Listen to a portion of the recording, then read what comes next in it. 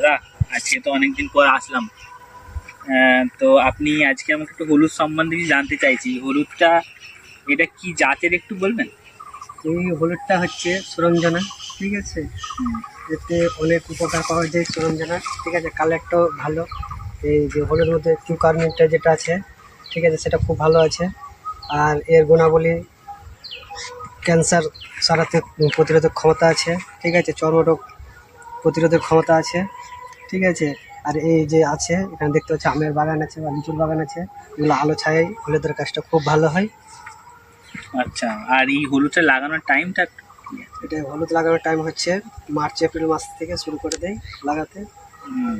আচ্ছা। আর এর জন্য কি পরিচর্যা কেমন, কি সার কেমন কি প্রয়োগ করতে হয়? এই পরিচর্যা তো ভালো করতে হবে, সব জিনিসে একটু পরিচর্যা লাগবে, পরিচর্যা না থাকলে কিন্তু খুব ভালো হবে না, ঠিক আছে। তো অবশ্যই এতে রোগ পোকাটা খুব কম হয়, কারণ এর মধ্যে অ্যান্টিবায়োটিক আছে, ঠিক আছে। ঠিক আছে দাদা, ধন্যবাদ, অশেষ ধন্যবাদ।